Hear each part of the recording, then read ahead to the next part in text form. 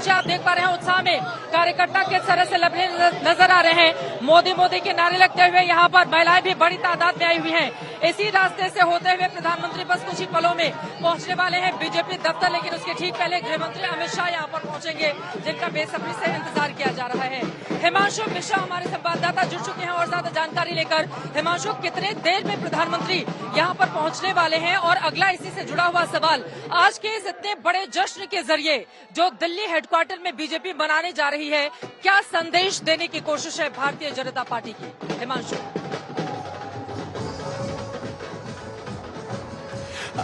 देखिए चित्रा, मुझे लगता है कि लगभग 8 बजे के करीब जो है प्रधानमंत्री नरेंद्र मोदी जो है वो पार्टी दफ्तर पहुंचेंगे और इसी मंच से जो है वो कार्यकर्ताओं को संबोधित भी करेंगे। लेकिन बड़ी बात यह है कि प्रधानमंत्री नरेंद्र मोदी 2008-14 के बाद से पिछले 9 सालों में जब जब विधानसभा के चुनाव जीते हैं, इसी तरीके से एक ट्रेंड बन चुका है कि वो यहाँ पर आते हैं और अपने कार्यकर्ताओं को संबोधित करते हैं और उनका उत्साहवर्धन करते हैं, जिस तरीके से विधानसभा दर विधानसभा चुनाव वो जीतते हैं। लेकिन ये जो इस बार पूर्वोत्तर के ये जो 3 राज्य हैं, इसमें भारतीय जनता पार्टी के लिए समीकरणों की जीत है। मेघालय में भारतीय जनता पार्टी पिछली बार भी 2 सीटें जीती थी, इस बार भी 2 सीटें जीती है।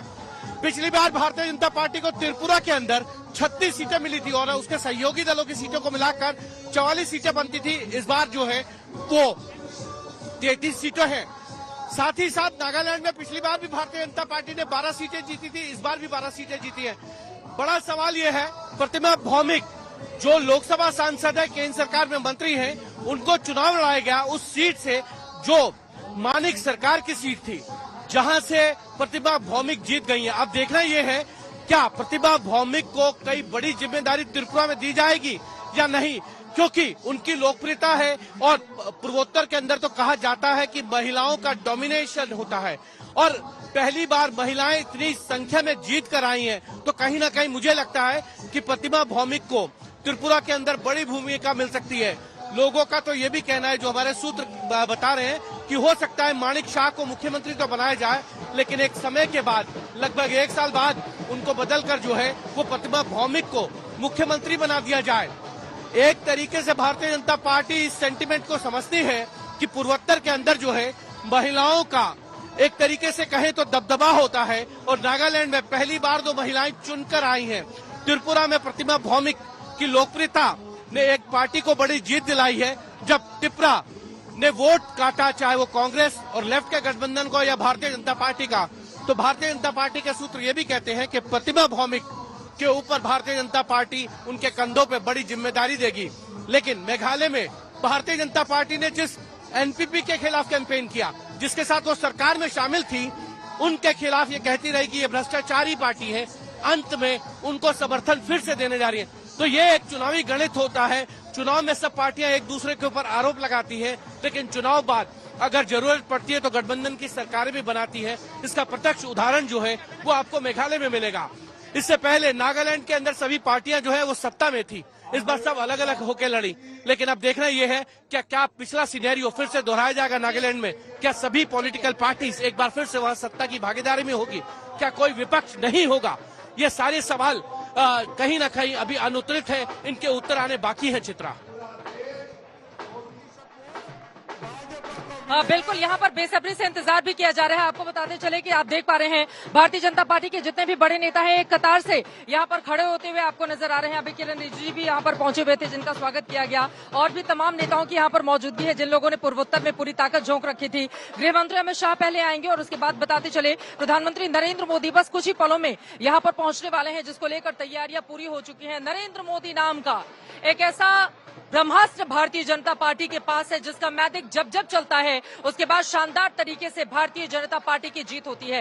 हिमांशु, आपके पास आते हुए देखिए, विपक्ष का खासतौर से कांग्रेस मुक्त भारत का जिस तरह से पीएम की ओर से नारा दिया गया था, उत्तर पूर्व के राज्यों में 2023 में ये नारा 14 का था, लेकिन 23 में भी यहाँ पर देखा जाए तो कांग्रेस पार्टी बिल्कुल सिमट गई है और मोदी मैजिक शानदार तरीके से बोला है। 2 बड़ी वजह, अगर भारतीय जनता पार्टी अपनी सरकार रिपीट करने में कामयाब रहती है या सहयोगी दलों के साथ फिर से सरकार मेघालय में बनाने जा रही है, तो 2 बड़ी वजह इसकी क्या मानते हैं आप, हिमांशु?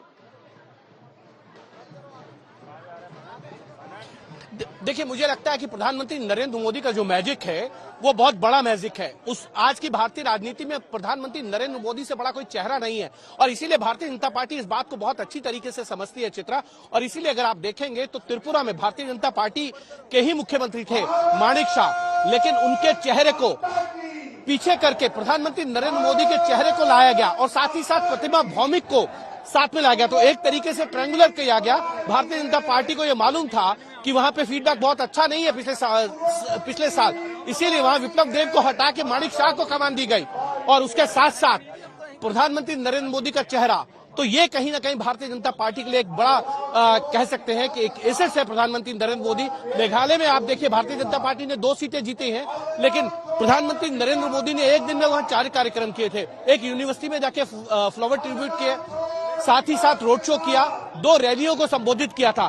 तो भारतीय जनता पार्टी चाहे चुनाव उत्तर प्रदेश का हो, महाराष्ट्र का हो, हरियाणा का या दिल्ली का या फिर पूर्वोत्तर के त्रिपुरा, मेघालय या नागालैंड का, उस चुनाव को कभी हल्के में नहीं लेती है। वो चुनाव को उसी तरीके से लड़ती है कि उसको जीतना है। और ये बात गृह मंत्री अमित शाह हमेशा कहते हैं कि वो चुनाव लड़ने के लिए आते हैं, जीतने के लिए आते हैं। अगर जीतने के लिए उन्हें कुछ प्रयोग करने पड़ते हैं तो वो चेहरा प्रयोग है करने जिसके से नाम पर बीजेपी लगातार 2014 से हर एक चुनाव में दमदार प्रदर्शन करती हुई चली जा रही है। लेकिन कहते हैं दूध का जला छाछ भी फूंक फूंक कर पीता है। मध्य प्रदेश, छत्तीसगढ़ और राजस्थान में पिछली बार 2018 की बीजेपी के लिए क्या स्थिति थी, आज के इस जश्न के जरिए बीजेपी इन राज्यों में और अपने कार्यकर्ताओं के भीतर क्या एक जोश भर पाएगी। भारतीय जनता पार्टी उत्तर पूर्व में जीत को जिस तरह से सेलिब्रेट कर रही है, आगाज अच्छा है, अंजाम भी 2024 का क्या अच्छा होगा।